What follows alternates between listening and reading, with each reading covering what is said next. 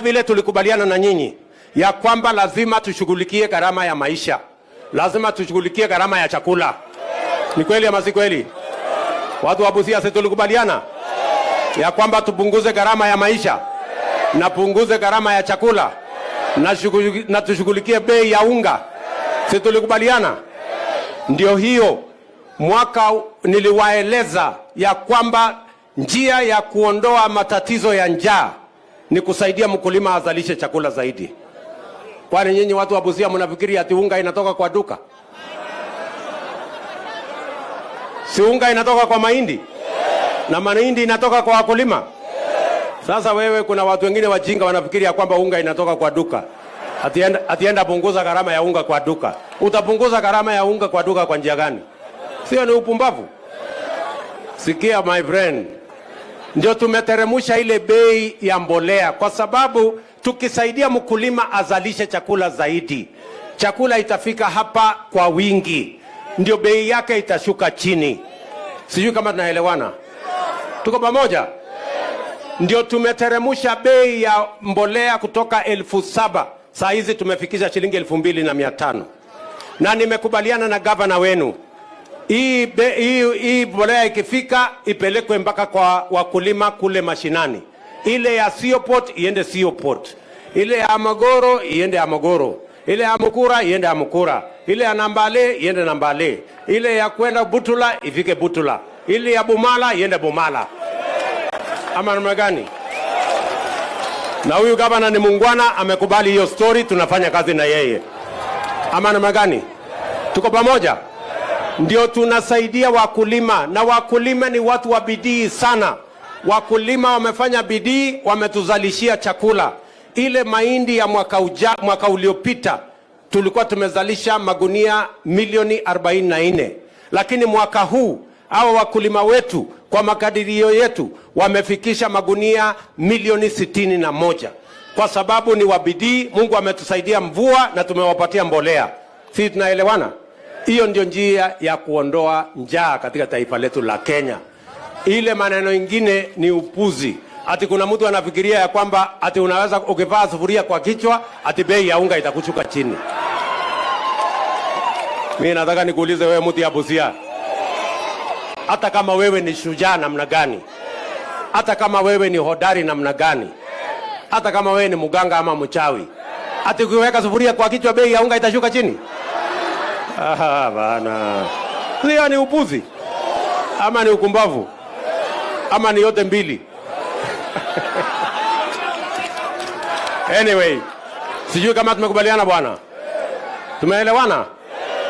Mimi vile vile nataka niwaeleze ya kwamba mbali na County Aggregation and Industrial Park tumekubaliana na gavana wenu, pia tunataka kujenga soko ingine 7 hapa Busia. Si ndio? Mahali nimeshuka pale inaitwa Mundika. Hapo Mundika tumeweka pesa, tunataka kujenga soko ingine kubwa. Tunataka kujenga soko ingine kubwa hapa Amukura. Tunajenga soko ingine kubwa pale Amagoro. Tunajenga soko ingine kubwa kule Butula, mahali inaitwa Bumala, ya pale Bumala, na ingine kuna mahali inaitwa hapo nimesahau jina yake. Sawa? Munasema ingine tujenge wapi? Hapa Bosta. Haya wewe gavana, sasa hiyo ni amri ya raia. Wewe utapanga na mimi vile tutafanya hiyo kazi. Na hizo soko zote, msikize vizuri, hizo soko zote tutahakikisha kwamba kuna cold room, tutahakikisha kwamba kuna storage, tutaingiza hata value addition kidogo huko. Ndio hiyo mazao yote tukikusanya tupeleke County Aggregation and Industrial Park hapa, ndio tuweze kuexport produce ya kutoka Busia. Nyinyi mko tayari? Mko tayari? Watu wa Busia. Alafu jambo la 4, pale na Sewa pia, mbali na County Aggregation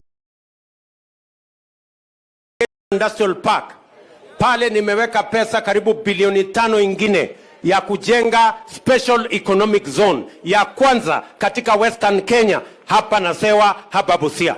Na hiyo mahali tunataka kupanga ajira ya vijana karibu 20,000 watakaofanya pale na Sewa. Nyinyi vijana wa hapa mko tayari kwa hiyo mpango? Mko tayari? Tutashirikiana kwa hiyo maneno? Ya tatu ya mwisho, mimi nataka niwaambie hivi. Mbali na kuteremsha chakula, tulikubaliana ya kwamba lazima pia tupange ajira ya hawa vijana. Vijana mko? Vijana mko? Sikizeni, wacha mimi niwaeleze. Vijana tuko nao karibu milioni 5 Kenya. Wamemaliza shule, wako na certificate, wengine diploma, wengine degree, lakini ajira ni shida. Ni kweli ama si kweli? Ndio sababu mwaka huu nimesema tutakuwa na mpango maalum ya kupanga ajira ya hawa vijana.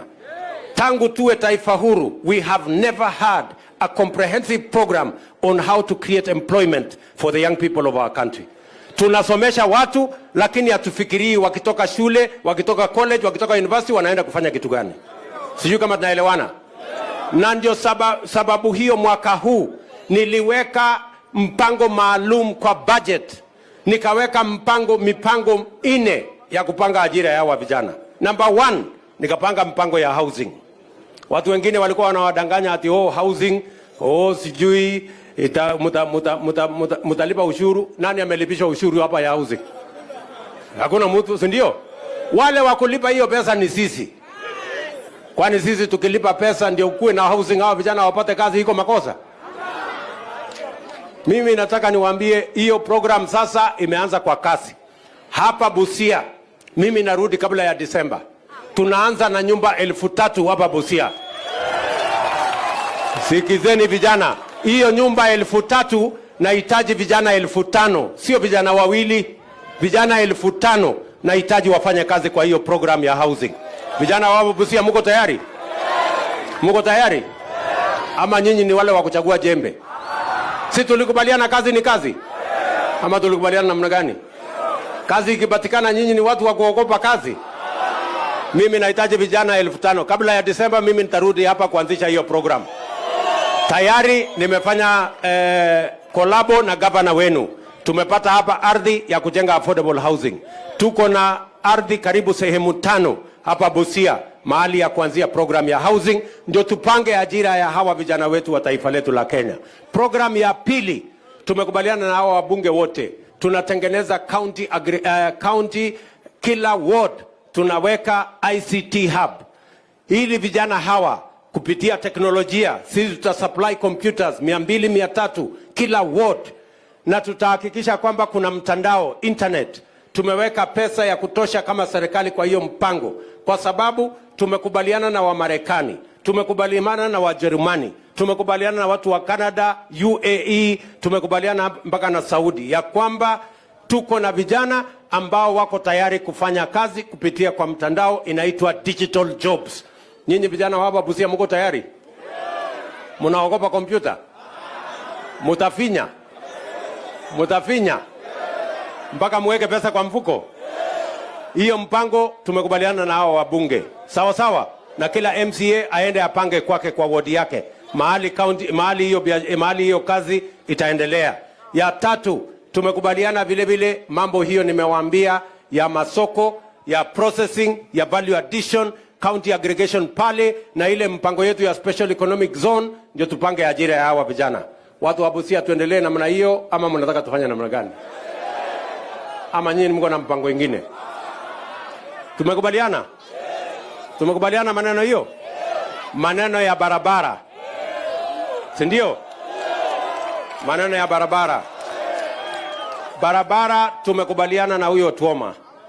Hii barabara kubwa hii, mnaona contractor amechelewa kidogo, lakini sasa tumepata pesa, tutakamilisha hiyo barabara.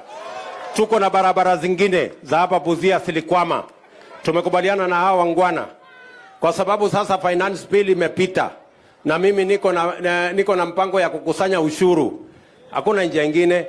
Kwani nyinyi mnafikiri ati mimi niko na mashini ya kutengeneza pesa? Si pesa inatoka kwa ushuru ya wananchi? Ala, ama mnasemaje? Sasa tumekubaliana my friends.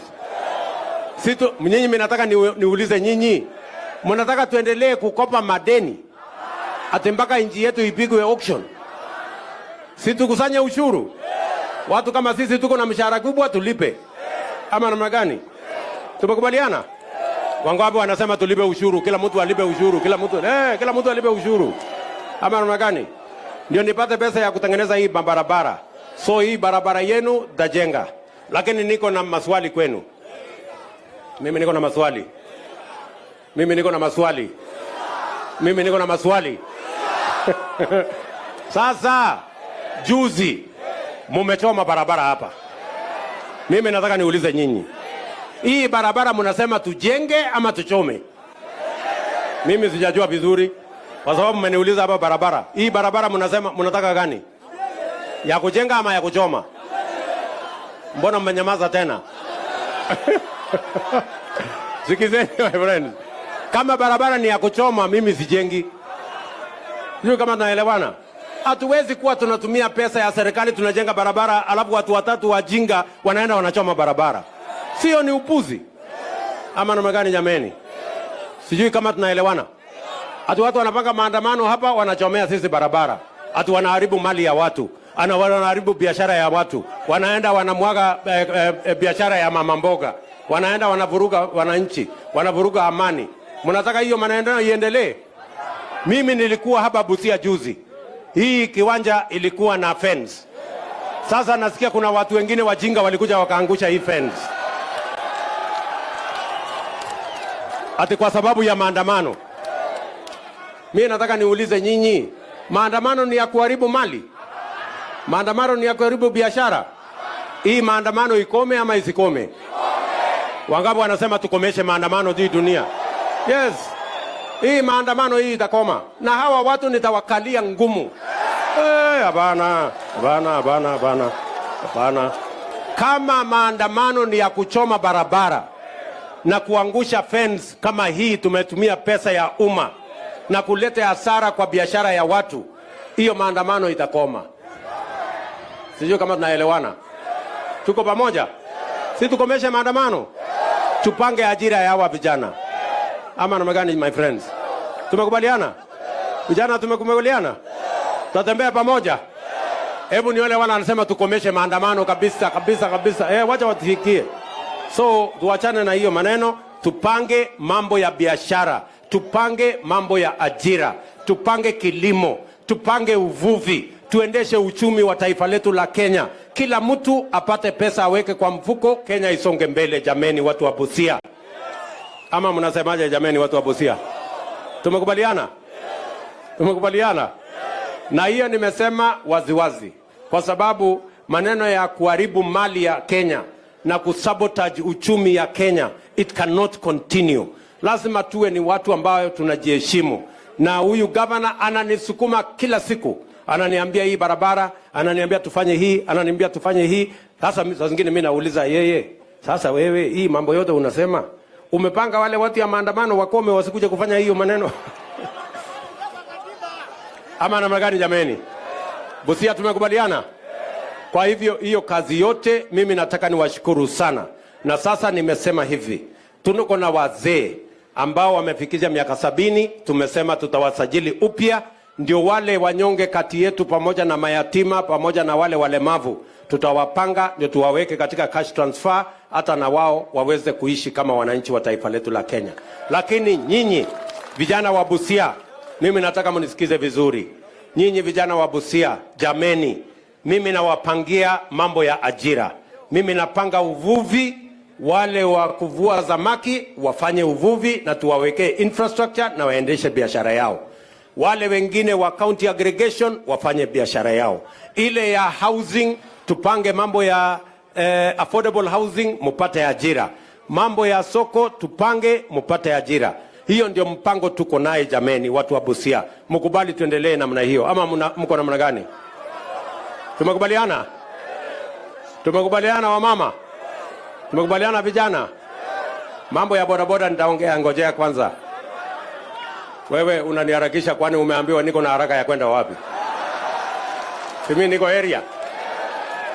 Na nikiamua nilale hapa mtafanya nini? Sijui kama tunaelewana. Mambo ya bodaboda mmesikia tumetangaza ya kwamba sasa bodaboda tutabadilisha.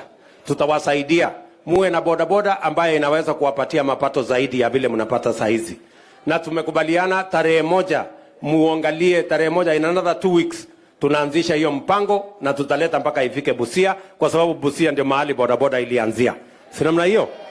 Hata ingawaje ilikuwa ya bodaboda ya baisikeli zamani, siku hizi imesonga songa, si ndio? Iko ile. Haya, mimi nataka tuweke usalama, jameni, watu wa Busia. Sawa sawa? Mimi nataka tuweke usalama. Na maneno ya watu hapa ati kuna genge ya watu ati Busia, ati wanalete fujo Busia, waniangalie kwa macho vizuri.